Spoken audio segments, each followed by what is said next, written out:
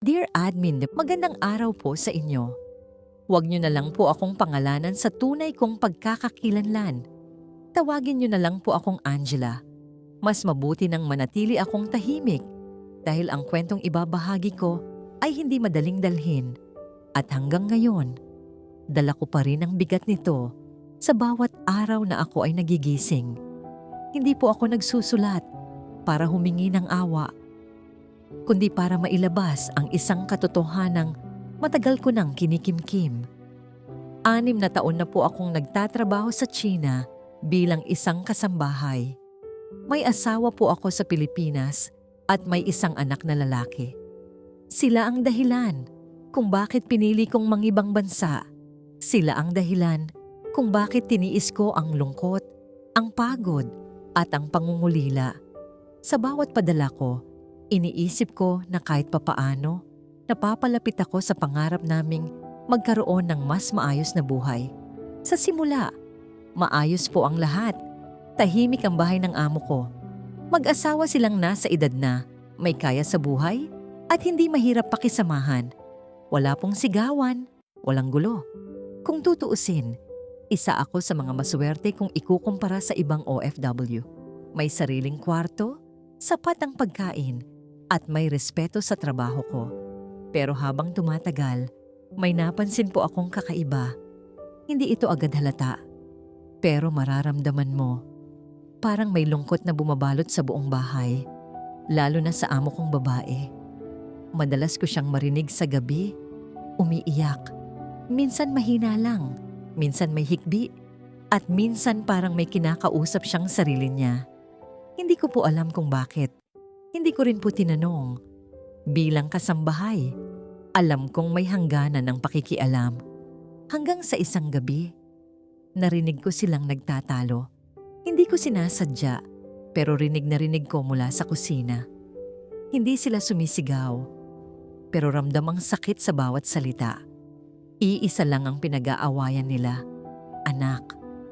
Mahigit 10 taon na raw silang mag-asawa, pero hanggang ngayon, hindi pa rin sila nagkakaanak. Marami na raw silang sinubukan. Doktor, gamutan, kung ano-anong paraan, pero wala pa rin. At habang pinapakinggan ko sila, doon ko unang naramdaman na may mas malalim palang dahilan kung bakit ganun ang lungkot sa bahay na yon. Kinabukasan, tinawag nila ako sa sala. Kinabahan po ako. Akala ko may nagawa akong mali. Umupo ako sa harap nila habang magkatabi silang tahimik na nakatingin sa akin. Walang nagsasalita sa loob ng ilang segundo. Ramdam ko ang bigat ng hangin. Parang may gustong sabihin, pero hindi nila alam kung paano sisimulan.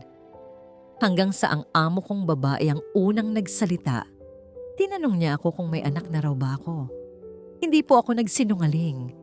Sinabi ko ang totoo. May asawa ako at may isang anak sa Pilipinas. Nagtinginan silang dalawa. Tahimik. Parang may pinagkasundo ang hindi ko alam. Tapos biglang nagsalita ang amo kong lalaki. Sinabi niya na matagal na raw nila akong inoobserbahan. Malakas daw ang katawan ko. Bihira raw akong magkasakit. At sa tingin nila, kaya ko raw magdala ng bata. Hindi ko po agad naintindihan ang ibig niyang sabihin. Hanggang sa sinabi niya ang alok. Handa raw silang magbigay ng malaking halaga ng pera. Hindi biro. Halagang kaya raw magpabago ng buhay ko at ng pamilya ko sa Pilipinas. Napatingin po ako sa kanila. Hindi ko alam kung anong mararamdaman ko. Pero bago pa ako makapagsalita, idinagdag niya ang kapalit. Gusto raw nilang magkaanak at gusto raw nilang ako ang magdala nito. Hindi po yun sa ospital, hindi sa doktor, hindi sa legal na paraan, kundi sa paraang hindi ko kailanman inakalang ipapagawa sa akin ng kahit sino. Natural.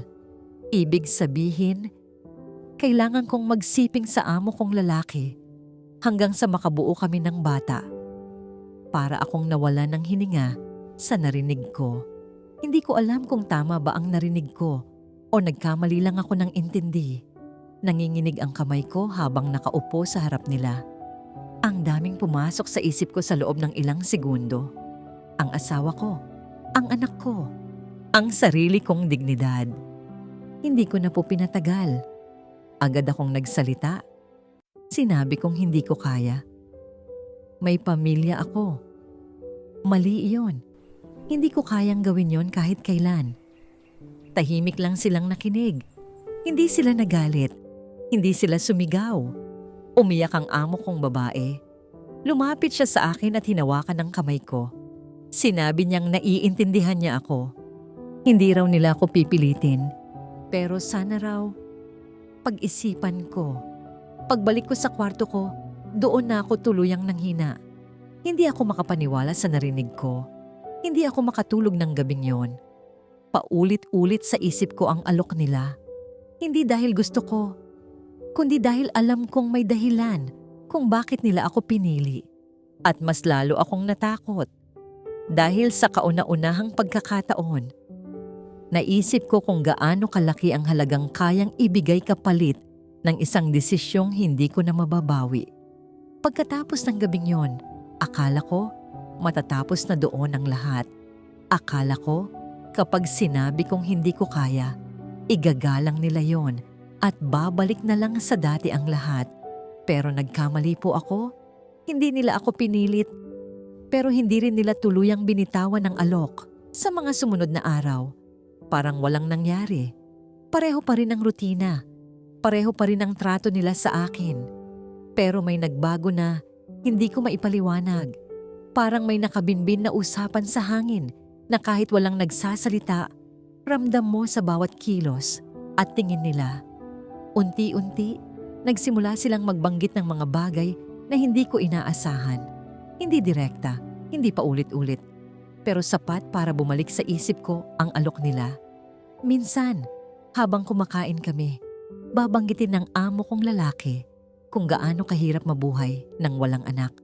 Minsan naman, ikukwento ng amo kong babae kung gaano kalaki ang ginastos nila sa mga gamutan na nauwi lang sa wala. At sa bawat kwento nila, hindi ko maiwasang maawa. Pero kasabay noon, may kung anong bumibigat sa dibdib ko. Hanggang sa isang araw, tumawag ang asawa ko mula sa Pilipinas. Doon nagsimulang mas lalo akong mabasag. Sa una, normal lang ang usapan namin. Kinamusta niya ako? Kinamusta ko rin sila. Pero napansin ko agad na parang may gusto siyang sabihin na hindi niya masabi. Hanggang sa sinabi niya rin sa wakas, ang anak namin, madalas na raw manghina. Madalas na raw mamaga ang mga paa at mukha. Akala nila noong una simpleng pagod lang o kulang sa vitamins. Pero nang ipacheck nila, may nakita raw na problema sa bato. Hindi ko agad naintindihan ang ibig sabihin noon. Hanggang sa banggitin niya ang salitang hindi ko makalimutan. Chronic kidney disease. Isang kondisyon na hindi basta-basta nawawala.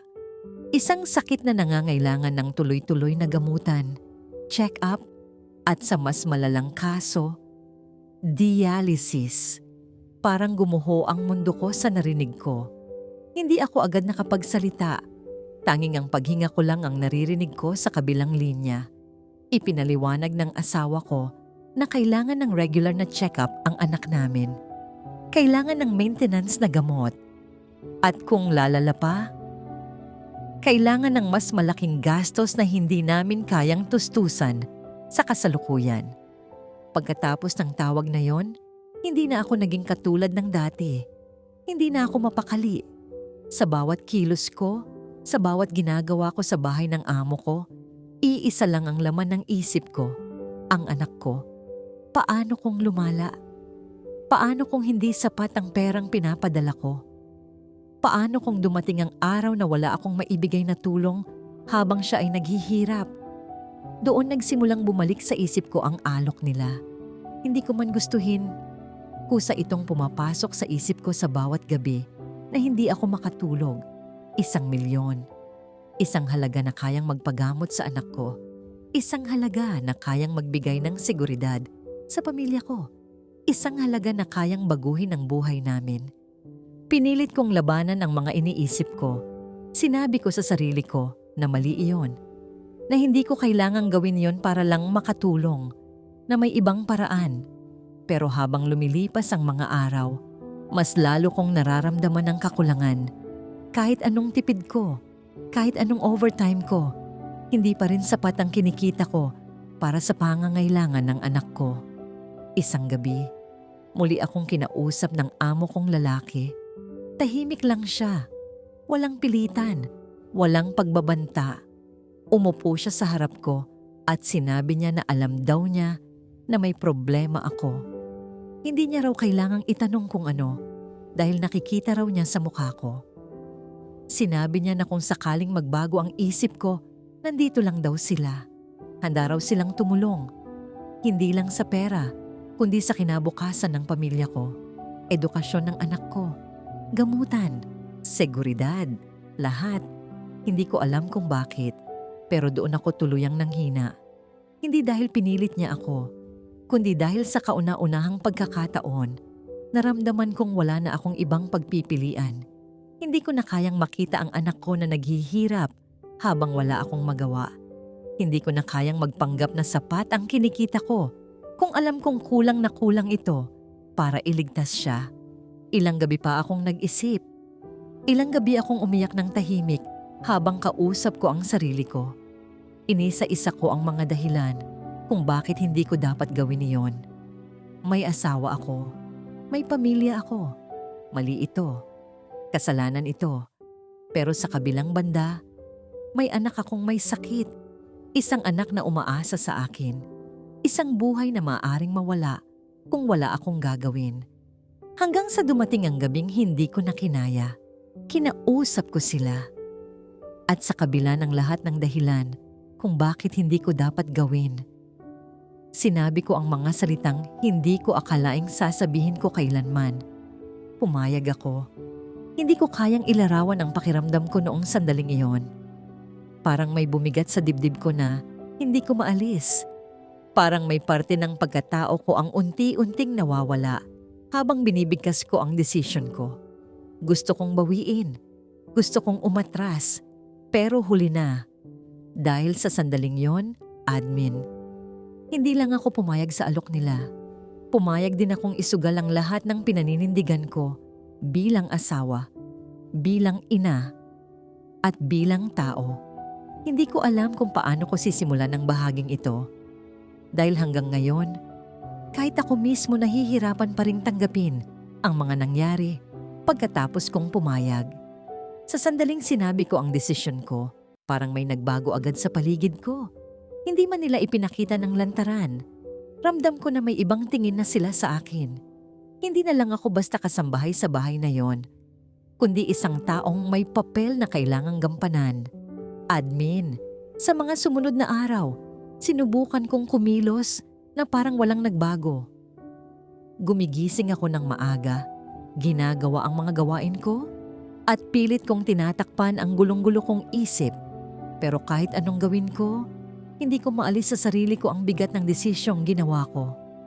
Sa bawat tingin ko sa salamin, hindi ko na makilala ang sarili ko. Parang may ibang taong nakatingin pabalik sa akin. Isang taong handang gawin ang lahat, kahit kapalit ang sariling dignidad. Dumating ang unang gabi na kailangan kong tuparin ang napag-usapan. Hindi ko na ilalarawan ng detalye, pero sapat na siguro na sabihin kong iyon ang gabing hindi ko makakalimutan kahit kailan. Nakapikit lang ako halos buong oras. Pilit kong pinapatay ang isip ko para hindi ko maramdaman ang nangyayari. Pero kahit anong pilit ko, hindi ko kayang takasan ang realidad.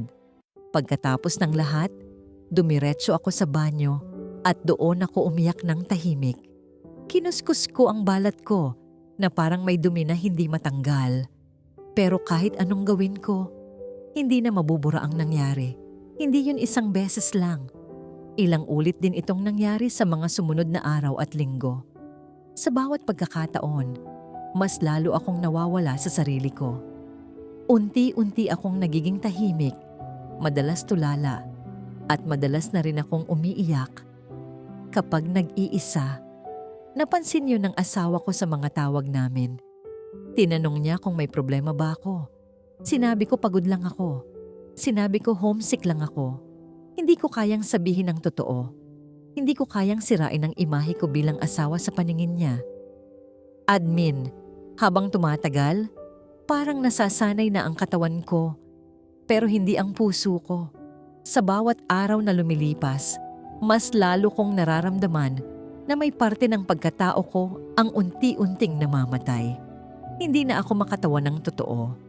Hindi na ako makatulog ng maayos. At sa bawat gabi, dala ko ang tanong na hindi ko masagot. Tama pa ba ang ginagawa ko? Hanggang sa isang umaga, nahilo ako habang naglilinis. Akala ko puyat lang. Pero sinundan yun ng pagsusuka. Ilang araw ko itong binaliwala. Umaasang lilipas din. Pero hindi nawala ang mga sintomas. Sa halip, mas lalo pa itong lumala. Doon na ako kinabahan. Kilala ko ang katawan ko. At alam ko na ang ibig sabihin nito. Ilang araw akong nagkunwari. Uminom ng tsaa, nagpahinga, at pilit na itinanggi sa sarili ko ang posibilidad. Pero sa isang punto, hindi ko na kayang lokohin ang sarili ko. Isang umaga, hindi ko na napigilan ang sarili ko at umiyak ako mag-isa sa kwarto. Doon ko tuluyang inamin sa sarili ko ang katotohanan. Buntis ako. Hindi ko alam kung paano ko sinabi yon sa amo kong babae. Nanginginig ang boses ko habang binabanggit ang mga salita. Pero nang marinig niya, hindi ko inaasahan ang reaksyon niya.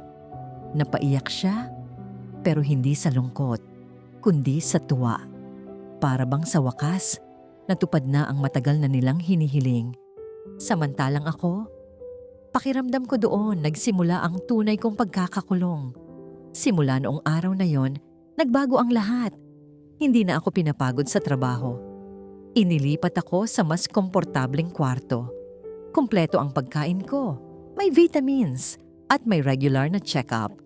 Laging kasama ang amo kong babae sa bawat konsultasyon. Hawak niya ang kamay ko habang kinakausap ang doktor. Para bang siya ang nagdadalang tao. Hindi ako. Admin, doon ko mas naramdaman ang bigat ng sitwasyon ko. Dahil habang sila ay unti-unting nagiging masaya, ako naman ay unti-unting nawawala. Sa gabi, hinahaplos ko ang tiyan ko. May buhay sa loob ko. Isang batang walang kamalay-malay sa mga desisyong ginawa namin. At sa bawat galaw na nararamdaman ko, may kasabay itong sakit na hindi ko maipaliwanag. Dahil kahit anong pilit kong ipaalala sa sarili ko na hindi siya para sa akin, hindi ko maiwasang maramdaman na anak ko siya. At doon ako mas natakot dahil alam kong habang tumatagal, mas lalo akong mahihirapan sa araw na kailangan ko siyang bitawan. At sa bawat araw na lumilipas, admin, mas lalo kong nararamdaman na ang desisyong ginawa ko ay hindi lang basta kasunduan. Isa itong kasalanan na habang buhay kong dadalhin at hindi ko na kailanman mababawi. Habang papalapit ang araw ng panganganak ko, mas lalo akong hindi mapakali. Hindi dahil sa takot sa sakit, kundi dahil alam kong sa araw na yon, may isang bagay akong mawawala na hindi ko na kailanman mababawi. Sa bawat paggalaw ng bata sa loob ng tiyan ko, mas lalo kong nararamdaman ang koneksyon na pilit kong iniiwasan. Paulit-ulit kong sinasabi sa sarili ko na hindi siya para sa akin.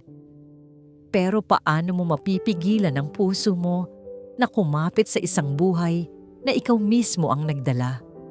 Admin, dumating ang araw na yon nang hindi ko namamalayan. Dinala nila ako sa isang pribadong ospital. Kompleto ang lahat, doktor, kagamitan at alaga. Nandoon silang dalawa. Ang amo kong lalaki ay nasa labas ng delivery room, habang ang amo kong babae ay nasa loob, hawak ang kamay ko. Umiiyak siya habang sinasabing matagal na nila itong ipinagdasal.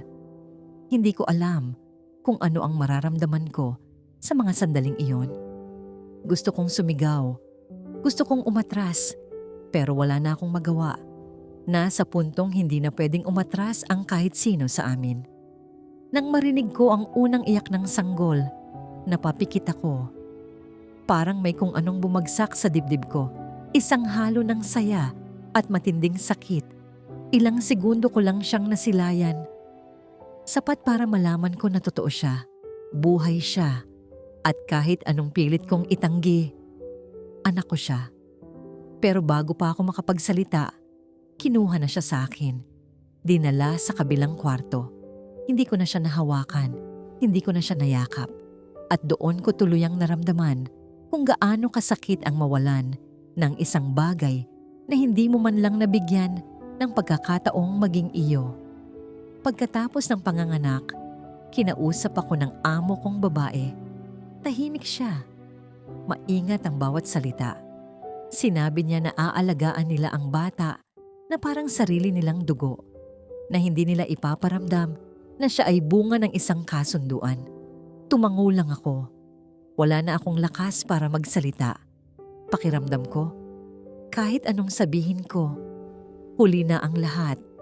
Ilang linggo ang lumipas, tuluyan na akong nakabawi sa panganganak.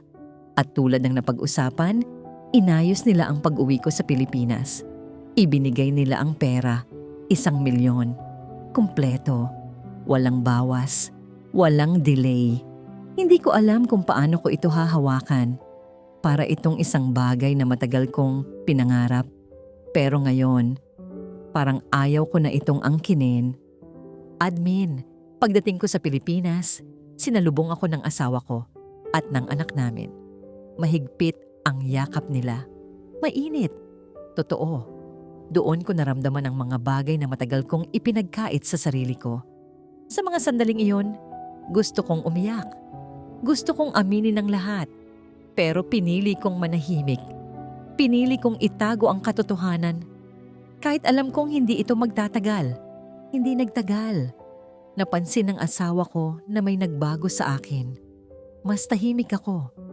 Madalas tulala. May mga gabing hindi ako makatulog.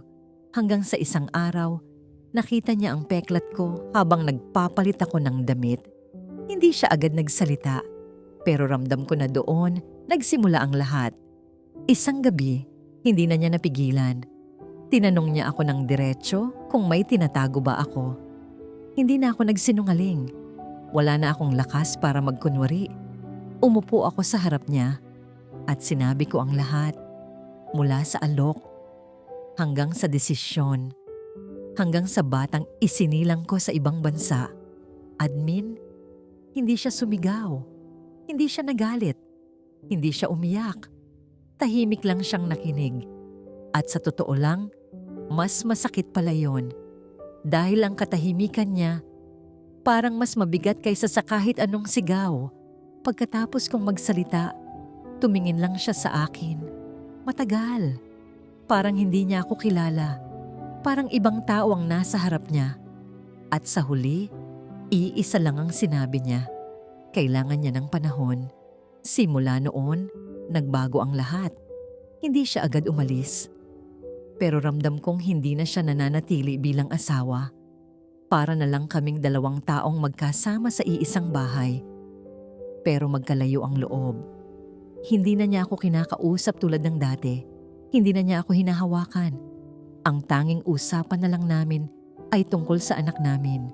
Sa check-up, sa gamot, sa mga kailangang bayaran. Unti-unti, admin, nawala ang dating kami.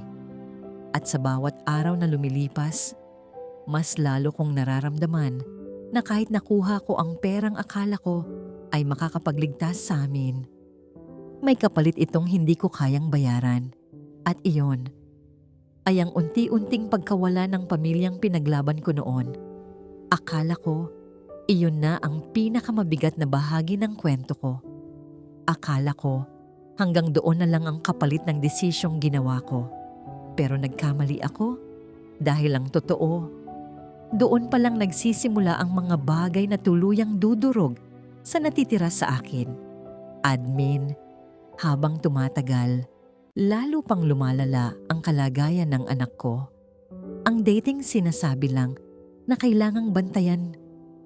Naging seryosong laban na araw-araw naming hinaharap. Halos doon na umiikot ang buhay namin sa ospital, check-up, laboratory, gamot, at mga araw na hindi namin alam kung kakayanin pa ba niya. Ang perang dinala ko, unti-unting nauubos. Sa bawat bayarin, sa bawat reseta, sa bawat emergency. Parang hinuhugot din ang lakas ko. Kasabay noon, unti-unti ring nagbago ang asawa ko. Sa una, tahimik lang siya. Pilit niyang tinatanggap ang sitwasyon, kahit alam kong hindi niya kayang kalimutan ang ginawa ko.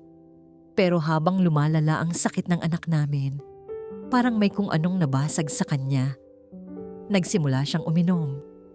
Sa umpisa, paminsan-minsan lang, pampakalma daw, pampatulog, hanggang sa naging gabi-gabi na.